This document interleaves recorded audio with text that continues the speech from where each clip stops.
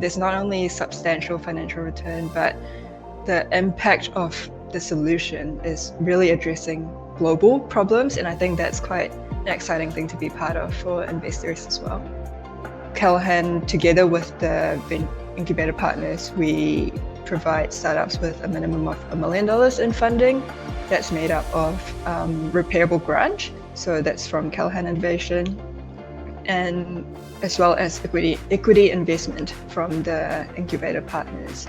Over the 10 years, we've supported about 85 startups, and for those that have ended or been through the incubation program, 80% of the startups managed to raise follow-on investment. Hello and welcome to In the Deep. I'm Daniel Mack, and today I have with me Celeste Peh from Callaghan Innovation, which is New Zealand's innovation agency, which is really helpful with helping deep tech companies get started and transform New Zealand's economy. So Celeste, welcome. Thank you for coming on. And I wonder if first you could just introduce yourself, give a bit about your background and how you got started in the deep tech ecosystem. Yeah, thank you for having me. A bit about myself and my background. I trained in biomedical science at the University of Auckland, and went on to do a bioscience enterprise degree, also with the University of Auckland. It's a science commercialization degree, I guess, to learn about the ins and outs of science commercialization. That's probably where my interest in commercializing deep tech started. But after that, I actually went on, and prior to Callaghan, I actually went on to work for a couple of startups in the biotech and nutraceutical space, mostly doing product and innovation roles. And yeah, during these experiences, the focus was really to get to understand how to bring innovation to life, finding the innovation that's right for market and all of that. But working in those few startups that I was with, I also got to understand the myriad of challenges that startups face day in and day out. And that was very interesting for me and quite eye-opening, actually, of how challenging it is. And so, yeah, currently I am working with Callaghan Innovation, managing the Deep Tech Incubator program, where I actually get to work with many, many startups that come out of New Zealand, and support them and see them go through their commercialization journey. With the Deep Tech Incubator program, I get to work with incubators and deep tech venture capital partners, and we try our best to support as many promising early stage deep tech startups in New Zealand. It's actually quite a privileged position to get to see all of the super smart innovators and science that come out of New Zealand tackling global challenges. Absolutely, it's an exciting space. Um, Mm. and so I wonder if you could tell me a bit more about the Deep Tech Incubator and its goals. Why has Callaghan got this incubator program? What do you want out of it? Things like that. Yeah, the Deep Tech Incubator program is really created to fund and support innovators to take their ideas from concept to reality, and hopefully long-term success, achieving or addressing the problems or that they set out to address. So the Deep Tech Incubator program actually started back in 2014, late 2014. So we recently celebrated the 10-year anniversary of the Deep Tech Mm, Incubator program. And back in those days, like 10 years ago, deep tech as a term was definitely quite unused or new. mm, But the term itself was unused, but there was definitely science commercialization already. But in New Zealand, the bulk of the investments, venture capital investment especially, or angel investment, is in digital or SaaS companies. And there was really a gap of investing into scientific innovation or engineering innovation. And so this is where our government decided to set up this Deep Tech Incubator program to try to address that gap. And at the same Mm. time, so developing a program that specifically helps these deep tech scientific companies with commercialization, but also trying to pull in investors that are that have the right risk appetite and patience to invest into these deep tech companies, as well as have the understanding of what a deep tech business commercialization journey looks like, because it's super different to SaaS, which was the norm back then. Yeah, absolutely. Yeah. I really, I really like that, you know, we're now 10 years on from when the Deep Tech Incubator started. And, personally, I've only really been in the deep tech space for about 4 years since I started my PhD. And even, I can see even just the 4 years, the amount of change that's happened Oh yeah. in the industry. And so, like, as you say, 10 years ago, deep tech wasn't really talked about so much. There's definitely a lot more known about now, and that's really exciting. Yeah, totally. The space has grown or matured so much over the 10 years. In saying that, there's still a lot of work to do. It's Mm, deep tech takes so much time, right? So mm, yeah, we need to definitely keep the momentum on. I think in 2023, last year, is when deep tech as an investment sector overtook SaaS in New Zealand. mhm. So it's actually now, Right. there's more investment into deep tech than SaaS now, which Wow, I is, didn't know yeah, that. That's huge progress. incredible. Yeah, Yeah. absolutely. That's really exciting to know that people are seeing the success that can come from deep tech and choosing to put their money into it Mm. and help, build the deep tech ecosystem and help startups be successful. That's great to know. Yeah, exactly. I think that I guess the promise of deep tech is there's not only you need to be very patient with your investment, but Mhm. there's not only substantial financial return, but the impact of the solution is really addressing global problems. And I think that's quite an exciting thing to be part of for investors as well. Yes, absolutely. Yeah. And I wonder if you could tell me about some of the mechanisms that the Deep Tech Incubator uses that helps these startups, these deep tech startups, be successful. So, how the Deep Tech Incubator program works is we partner with incubator firms or early stage venture capital firms. We have 5 partners at the moment, all based in New Zealand, a lot of them with international connections or backing, even. And how it works is there's essentially two key part of the support that the program provides.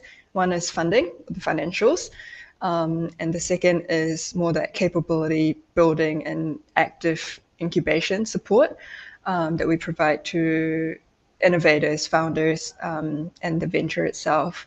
So for on the funding end, Callaghan, together with the incubator partners, we provide startups with a minimum of $1 million in funding. That's made up of repairable grant, so that's from Callaghan Innovation, and as well as equity investment from the incubator partners. I just want to expand on the repairable grant a little bit Mhm. because it's probably Sure. not the most common term. But essentially, how we like to talk about it is a grant that is repayable, so it's a loan, but it's a success-based loan. So it is only repayable when the startup starts generating revenue or it is acquired offshore. Mhm. For example, if the startup doesn't make it and decides to shut down, which is a very fair process for deep tech startups because of how risky it is, then their grant loan is just written off. Yeah, so that's the funding side of things. And the capability support side of things, it is quite tailored to each startup. But just some examples of support that our incubator partners provide to startups are things like connections, especially international connections. That's highly valued. One-on-one mentoring, governance, capital raising, the next round of capital raising, and just operational support. Mhm. One thing that's really interesting to me is just like what's the reason behind Callaghan choosing to run this program? And like, I mean, I kind of know the answer, right? But when you get your opinion on, why do you have this repayable grant and as you said, it's not something that's widely known. So why have you structured it like this? And why do you choose to give all this support to deep tech startups? The thesis or the idea behind the program also is that at the very, very early stages of a deep tech opportunity idea, Mhm. it is usually too risky for private investors to want to take a chance Yes. into investing into the venture and commit actual funding into the venture. So this is where the Deep Tech Incubator program comes in to try to incentivize investors to go earlier stage in their investment, to take a chance on these deep tech ventures earlier than and riskier than they would usually like to. Mhm. That's really the idea behind it. So a lot of the startups at the stage where they actually get into the program, usually what we hear is they have gone out to the market, they struggle to find or to get commitment of private investment, not at all because the idea is not good, but because they're too risky. They have a Mhm. few questions that needs to be answered before others are willing to actually put their money behind the venture. Yeah, no, absolutely. I think, that with a deep tech startup, if you're starting at the bench scale, at the lab scale, and then you're going out and asking for millions of dollars to go from bench scale to a pilot plant, not even a product, that's a really hard sell to investors. And there's a lot of risk Totally. there. Yeah. Yeah, and to be fair too, after the initial minimum of $1 million in funding, they are still so early stage and risky. They've still got so many questions to answer, and it really is here to give them a head start more than anything. Mhm. But I guess we did a reflection this year because of the 10 years. And we're quite proud to find that over the 10 years, we've supported about 85 startups. And for those that have ended or been through the incubation program, 80% of the startups managed to raise follow-on investment, Right. which is That's quite a huge incredible. stat because if the idea is that at day one when they came in, none of them were able to raise investment, Mm. And kind and of when they after the traditional. program, yeah. Yeah, like traditional VC knowledge, if you invest in 10 companies, you expect seven or nine of them to fail.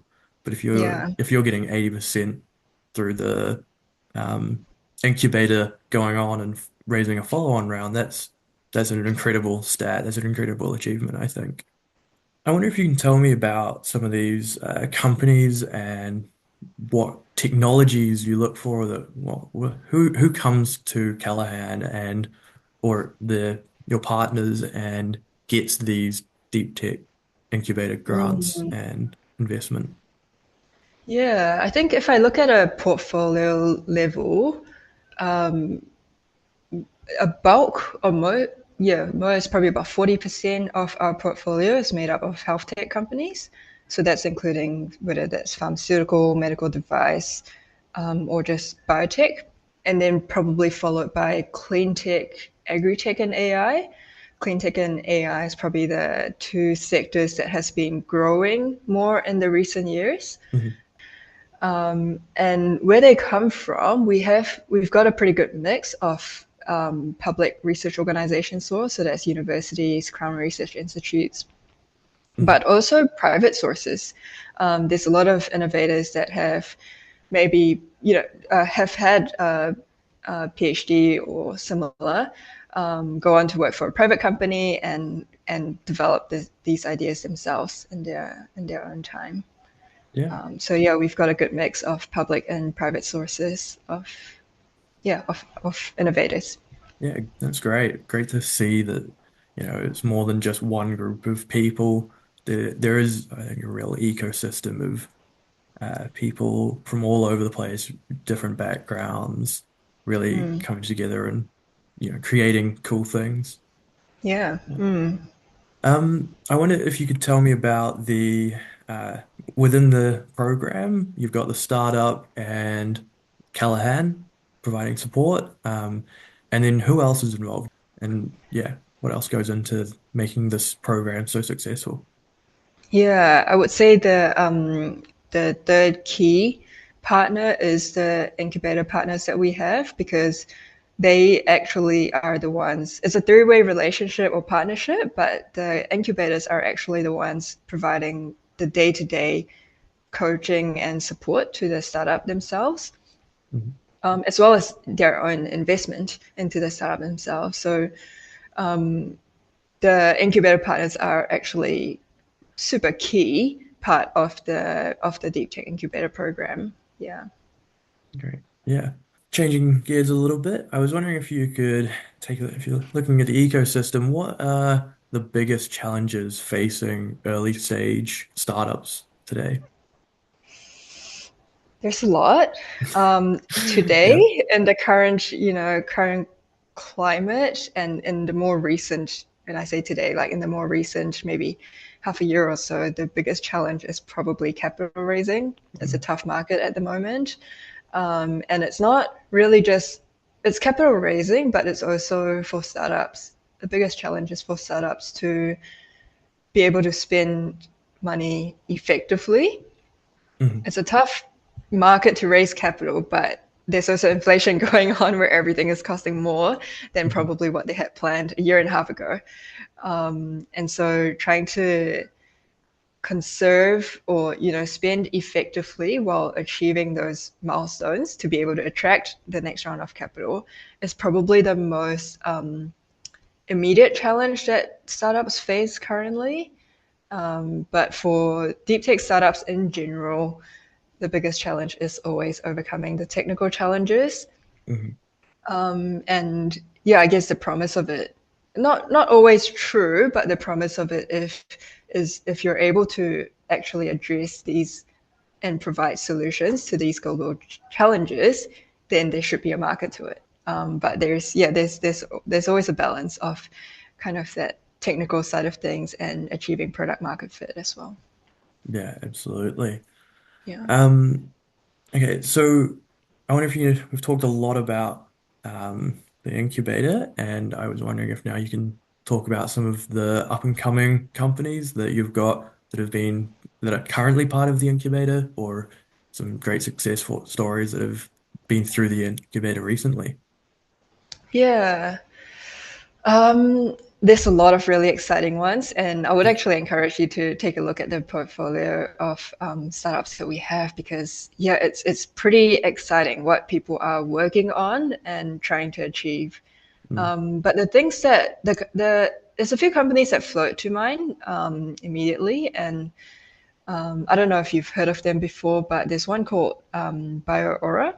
hmm It came out of a collaboration between Callaghan Institute and Bridgewest Ventures, which is one of our incubator partners, and they are working on automating the manufacturing of CAR T cell cancer therapy. Yes, hugely important problem. Hugely important, especially to make it to develop something where we could consider it might be possible to treat cancer patients in New Zealand.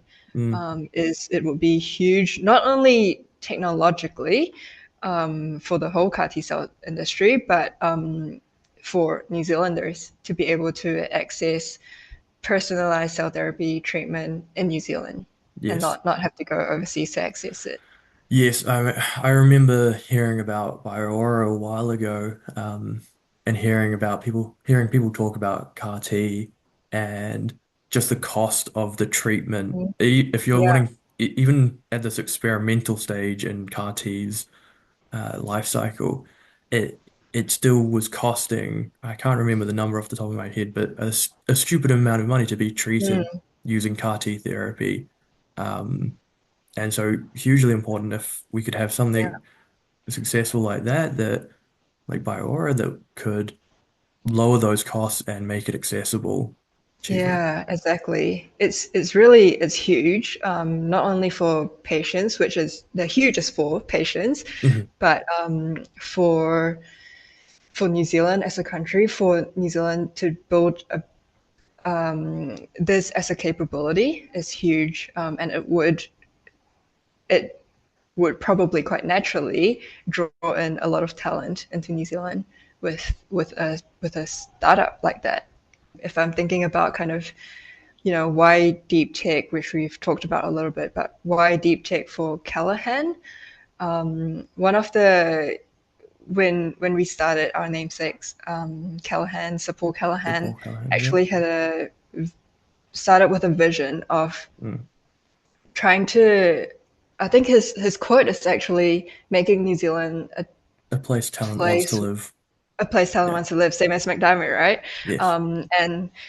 And this is, yeah, I think having um, really exciting deep tech companies is a way where we can not only retain talent, super smart talent in New Zealand, but draw in global talent from all around the world, because it would be such a cool thing to be part of Bioaura, Mm. or all the other startups that we have in New Zealand. Yes. Absolutely. I Yeah. mean that's a message that's always resonated with me personally, as somebody who has completed a PhD and is looking at opportunities for my next career move, and you're Mm. thinking about, well, there are these great opportunities overseas, but I really love New Zealand. I would love to stay there. So, having exciting deep tech companies that you can work for and having just increasing the opportunities available in New Zealand for PhD grads, master grads, even just honors or um, bachelor's Yeah. graduates to go and work for exciting companies here in New Zealand. That would be amazing. And yeah, that vision of a place that talent wants to live, I really love that. Yeah, one of the vision is to really build this cohort ecosystem of deep tech companies where we can say, hey, you don't have to look outside of New Zealand. Actually, there's some really cool stuff happening in New Zealand. Yeah, absolutely. Love that. All Mm. right. One one question that we're asking everybody, we think it's a really important question, and we really love to get everyone's views on it. What is the one thing that you would like to see that would supercharge New Zealand's deep tech ecosystem? I might just say two things. So I think there is All a right, market I'll allow pull. it. Accept that. Or maybe you can choose between the two things that I will say soon. I think there is a market push and market pull dynamic of deep tech commercialization, Mhm, especially on the market push end. I'm thinking about research, that if we're able to, we do a lot of great research in New Zealand. If we're able to have these research or innovative ideas more aligned with market need, market problems, that would have a huge market push. It would naturally make people want to invest into deep tech. And on the market pull end, I think we said earlier, there's a whole lot more investment into deep tech, mm, but we still need a whole lot more investment into deep tech. yeah. I think, reflecting on the growth of the deep tech ecosystem, there's no doubt there's more investment into the deep tech ecosystem, but a lot of the investment is actually still going into existing deep tech companies. Hmm. And at this very early stage that I guess I'm more familiar with, um, there's not many investors that are willing to take on the risk at this very early stages still. Hmm. And yeah, there's still a lot of support and almost government funding needed to really build these Hmm. deep tech startups in order for um, private investors to Yeah, to then carry on their investment. yeah, almost accelerating the incubator program and trying to Yeah, but help yeah, would love to de-risk do that. company. Yeah, Exactly, exactly. And just like I said earlier, I don't see the Deep Tech Incubator program as the solution to it, but it's really, really just to give deep tech startups a head start. Hmm. into their commercialization journey. Yeah. And I think, yeah, we've done decently well so far, but we need to keep going for sure. Yeah, great.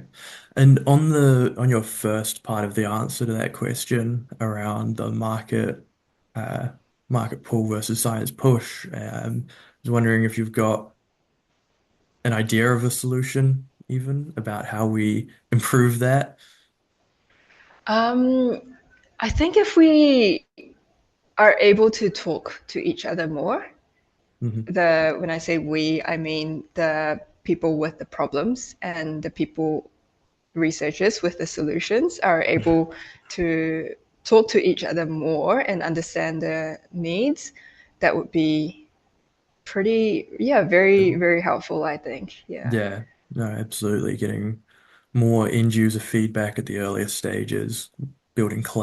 collaborations from the very beginning so that you don't go off and sit in your lab and build something and then take it to people and they say, oh, I don't really want that. That's Exactly. Yeah. absolutely, I mean, that'd be key. to be yeah, to be fair, there's an absolute need for basic research, right? Yes. But working in the deep tech commercialization space, and if a researcher's, at least thinking or have a frame of mind in that applied research space, then yeah, talking to the market earlier is would be super helpful. Yeah, great. Thanks very much, Celeste, for having the chat with me. It's been really insightful. It's been great to hear about what Callaghan is doing to support the growth of the ecosystem. I really enjoyed learning about your role and what you're doing. Thanks. Thank you for having me. It's been, yeah, awesome to chat. And yeah, I guess to everyone, whoever that is listening, if you don't know too much about the Deep Tech Incubator program, push it into Google. You should be able to find it pretty easily. I'll leave a Yeah, link somewhere. yeah, leave a link somewhere. As I said at the start, we recently celebrated our 10-year anniversary of the program as well. So we've published a pretty thorough report on the progress that we've made over the 10 years. I think it's called Unleashing Innovation. Mm, So check that out as well. wonderful. Thank you. All right. Thanks everybody for watching. See you next time. Bye.